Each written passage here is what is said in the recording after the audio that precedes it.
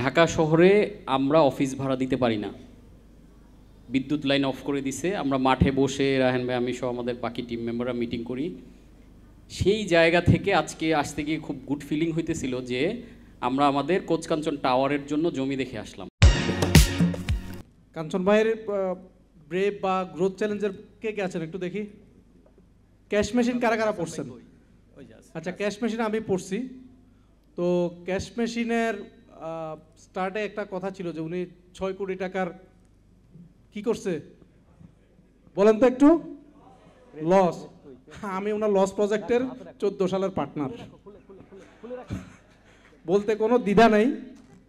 14 সালে আমরা একসাথে শুরু করছিলাম, বাট কোনো কারণে হয়ে উঠে নাই, ঠিক আছে। তারপরে আমি এসে 16তে এসে 14 পরে আমি একটা জব করছিলাম। আর না হওয়ার কারণ হচ্ছে আমি তখন আসলে বিজনেস বুঝতাম না। আমি বাংলাদেশ আর্মিতে ছিলাম, ওখান থেকে আসছি, বুঝতাম না। অন্য একজনের মাধ্যমে ওনার সাথে আসলে যাওয়া, আবার ওনার যার মাধ্যমে গিয়েছি ওনার সাথে, তার সাথে আবার চলে আসছি ওনাকে একা রেখে। বিশ্বাসের অভাব ছিল। এটা বিশ্বাসের অভাবও বলা চলে, যেহেতু আমি তখন আবার র্যাব খেটে আসছি, গোয়েন্দা ছিলাম, তো একটু অবিশ্বাস করতাম স্বাভাবিকভাবে। এটা সত্যি, উনি বলে ফেলছে। তো ওনার দুঃসময়ে সাথে ছিলাম। আসলে কাঞ্চন ভাই, যারা এখানে কাঞ্চন ভাইয়ের অনুসারী আছেন, আমি অনুসারী বললাম, তারা ওনার ভ্যালুটা সবাই বুঝেন। অন্যরা হয়তো এখনো পর্যন্ত ওইভাবে ওনার ভ্যালুটা বুঝেন নাই। হ্যাঁ, বাট আমি বুঝছি বলেই আমি এই প্রোগ্রাম করার কথা ছিল 1 মাস আগে, 26শে অক্টোবর। এই প্রোগ্রামটা আমি চেঞ্জ করছি অনলি ফর কাঞ্চন ভাই, কারণ আমি জানি ইনফ্যাক্ট উনি যখন ক্যাশ মেশিন লেখা শেষ করে, আমার মনে হয় আমি যদি ভুল না বলে থাকি, রাত্রে একদিন মনে হয় 9টা গিয়ে 11:30 12টা পর্যন্ত আমার অফিসে উনি আর রাহেন ভাই কোথায়? রাহেন ভাই একটু আসেন প্লিজ। রাহেন ভাই সহ আমরা অনেক কথাবার্তা বলছি। তো উনি তখন আমাকে গিয়ে বললো যে ভাই আপনি কেন, আপনার সাথে আপনি অনেক মানুষকে উঠাইছেন, আপনি অনেক মানুষকে পরামর্শ দিয়েছেন, অনেক মানুষ আপনার হাত ধরে অনেক দূর গেল, আপনার এই অবস্থা কেন? আমি বলছি ভাই আমি প্রাইমারি স্কুলে সেই ভাঙ্গা ছাতা আর সেই পুরনো সাইকেল নিয়ে থাকতে চাই। আমার আসলে টাকা পয়সার খুব একটা আগ্রহ নাই, মানে বিশ্বাসের অভাব না, আসলে কেন জানে 40 পার হওয়ার পরে আমার এখন আর মনে হয় না যে এই মানে অনেক টাকা পয়সা ইনকাম করতে হবে। যদিও আমার ওয়াইফ এখানে আছে, আমার বাচ্চারা আছে, আমার কোনো ছেলে নাই। তো আমি আমার ওয়াইফকে সবসময় বলি যে আমি কার জন্য টাকা পয়সা ইনকাম করব? যা ইনকাম করে নিজেরা খেয়ে পরে বেঁচে যাবো, মেয়েদেরকে মানুষ করে দিয়ে দিব, মেয়েরা মেয়েদেরটা করবো। আমার 3 মেয়েও এখানে আছে, আমার ওয়াইফও আছে।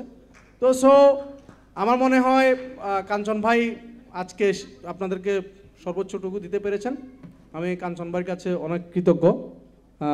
আসলে ওনার যে টাইমের যে ভ্যালু, এই ভ্যালু আমি ওনাকে দিতে পারি নাই বা কোনোদিন দিতে পারবো না।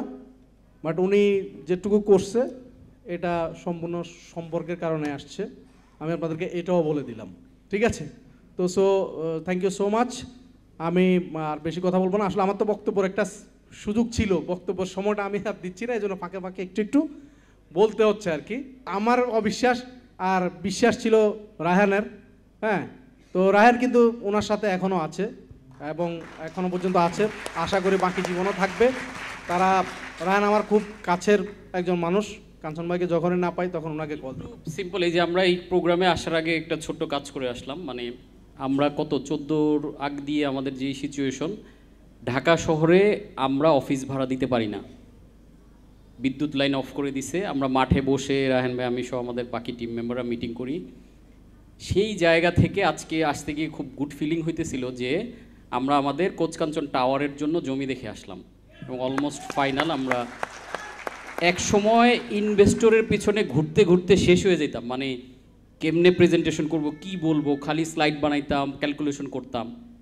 সো এক সময় আমার ব্যবসার জন্য আমি ইনভেস্ট খুঁজতাম, এখন আমি ইনভেস্ট করার জন্য ব্যবসা খুঁজি। This is the difference. So আপনারা এখানে যারা আছেন হয়তো এখন ইনভেস্টর খোঁজেন, আমি চাই আপনারা ইনভেস্ট করার জন্য ব্যবসা খুঁজবেন। ওকে, থ্যাংক ইউ কাঞ্চন ভাই।